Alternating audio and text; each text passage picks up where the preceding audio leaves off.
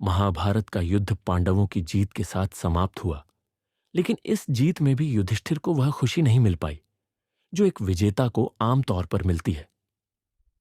दरअसल इस युद्ध में पांडवों ने अपने कई प्रियजनों को खो दिया था, जिनमें द्रौपदी के पुत्र भीम, नकुल, सहदेव और अन्य पांडवों के अनेक रिश्तेदार शामिल थे। पांडवों की जीत के बावजूद युद्ध का विजयी परिणाम उनके लिए अत्यधिक दुखदायक था, क्योंकि इसने उन्हें मानसिक रूप से नष्ट कर दिया था। फिर भी जीवन में आगे बढ़ते हुए युधिष्ठिर ने महाभारत के इस युद्ध में मारे गए अपने परिजनों का अंतिम संस्कार किया और उनका तर्पण भी किया। युधिष्ठिर का राज्याभिषेक करने के लिए बड़ी धूमधाम से तैयारियां चल रही थीं, लेकिन उसी बीच हस्तिनापुर के दरबार में एक अजीब घटनाक्रम हुआ। नमस्ते, मैं आपका स्वागत करता हूं। राज्याभिषेक के समय एक राक्षस ब्राह्मण के वेश में महल में पहुंचा और उसने युधिष्ठिर से कहा कि तुमने अपने रिश्तेदारों, अपने बंधुओं, अपने प्रियजनों का वध करके यह राज्य हासिल किया है। तुम पापी हो और तुम्हारा राज्याभिषेक किसी भी हालत में उचित नहीं हो सकता। इस बात को सुनकर युधिष्ठिर को गहरी चिंता और दुख हुआ। वह हिल गए और डर गए कि कहीं यह बात सच न हो।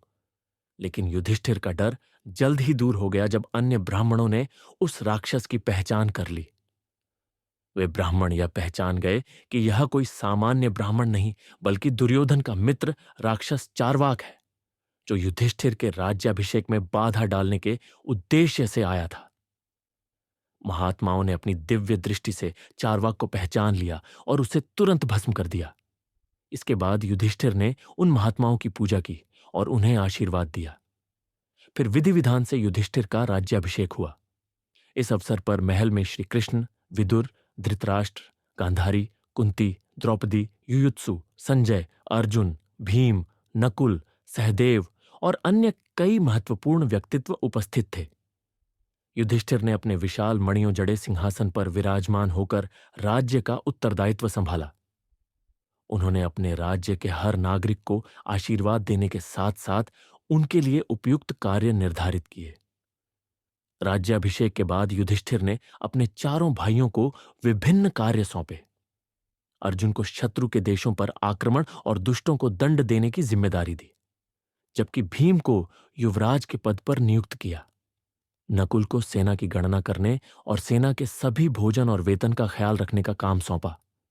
सहदेव को युधिष्ठिर के साथ रखा, क्योंकि वह त्रिकालज्ञ थे और भविष्य में घटने वाली घटनाओं को जानने की क्षमता रखते थे। इसके अलावा युधिष्ठिर ने विदुर जी को राजकाज से संबंधित सलाह देने का अधिकार सौंपा। उन्हें संधि, विग्रह, प्रस्थान, स्थिति, आश्रय और द्वैधी भाव जैसी 6 महत्वपूर्ण बातों का निर्णय लेने का काम दिया गया। संजय को आय व्यय और हर कार्य की वित्तीय समीक्षा करने की जिम्मेदारी सौंपी गई। इसके अतिरिक्त महर्षि धौम्य को ब्राह्मण और देवताओं के काम और पुरोहिती के कार्यों के संचालन की जिम्मेदारी दी गई। युधिष्ठिर ने राज्य के मामलों की इस तरह की वितरण प्रणाली बनाई ताकि प्रत्येक कार्य के लिए उपयुक्त व्यक्ति को जिम्मेदारी दी जा सके।